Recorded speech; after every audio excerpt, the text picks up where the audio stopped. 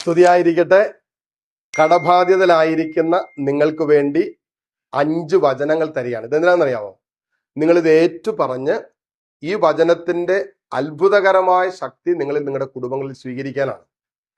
ഈ വചനഭാഗങ്ങൾ ഏറ്റു പറഞ്ഞ് വിടുതൽ പ്രാപിക്കാൻ അതിനു മുമ്പ് നിങ്ങൾ ചെയ്യേണ്ട ഒരു കാര്യം എന്താണെന്ന് വെച്ചാൽ, പാപം ചെയ്തിട്ടുണ്ട് എങ്കിൽ നല്ലൊരു കുമ്പസാരം നടത്തി നിങ്ങൾ വചനം ബൈഹാർട്ട് ചെയ്യുക. അക്രൈസ്തവരായിട്ടുള്ളവർ വിശ്വാസത്തിൽ കർത്താവിനെ ഏകരക്ഷകനും നാഥനുമായി സ്വീകരിച്ച് ഹൃദയം കൊണ്ട് അനുദപിച്ച് നിങ്ങൾ ഈ വചനങ്ങൾ ഏറ്റു പറഞ്ഞു പ്രാർത്ഥിച്ചോ, ഈ വചനത്തിന്റെ അത്ഭുതകരമായ വാഗ്ദത്തങ്ങൾ നിങ്ങൾ പൂർത്തിയാകും. അതുകൊണ്ട് നിങ്ങൾ ചെയ്യേണ്ട ഒരു കാര്യം, ഈ വചനങ്ങൾ നിരന്തരം ഈ ദിവസങ്ങളിലൊക്കെ ഏറ്റു പറഞ്ഞു ഉരുവിട്ട് പ്രാർത്ഥിക്കുക. കർത്താവ് നിശ്ചയമായിട്ടും നിങ്ങളെ അനുഗ്രഹിക്കും.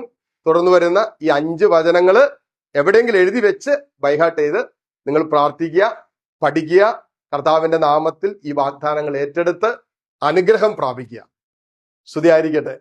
മകനെ, നമ്മൾ ദരിദ്രരായി തീർന്നതിൽ നിനക്ക് ആദി വേണ്ട. നിനക്ക് ദൈവത്തോട് ഭക്തി ഉണ്ടായിരിക്കുകയും നീ പാപത്തിൽ നിന്ന് ഒഴിഞ്ഞു നിൽക്കുകയും അവിടത്തേക്ക് പ്രീതികരമായത് അനുഷ്ഠിക്കുകയും ചെയ്താൽ നിനക്ക് വലിയ സമ്പത്ത് കൈവരും. തോബിത്ത് 4:21.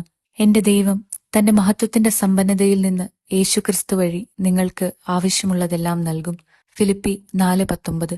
എന്റെ കഷ്ടതയിൽ ഞാൻ കർത്താവിനെ വിളിച്ചപേക്ഷിക്കുന്നു, അവിടുന്ന് എനിക്ക് ഉത്തരമരുളും. സങ്കീർത്തനങ്ങൾ 120:1. അവിടുത്തെ വചനം ശ്രവിച്ചാൽ അവിടുന്ന് ഈ അനുഗ്രഹങ്ങളെല്ലാം നിന്റെ മേൽ ചൊരിയും. നഗരത്തിലും വയലിലും നീ അനുഗ്രഹീതനായിരിക്കും. നിന്റെ സന്തതികളും വിളവുകളും മൃഗങ്ങളും കന്നുകാലിക്കൂട്ടവും ആട്ടിൻപറ്റവും അനുഗ്രഹിക്കപ്പെടും.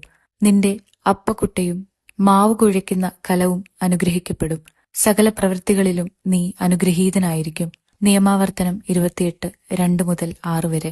കർത്താവ് തന്നു, കർത്താവ് എടുത്തു, കർത്താവിന്റെ നാമം മഹത്വപ്പെടട്ടെ. ജോബ് 1:21.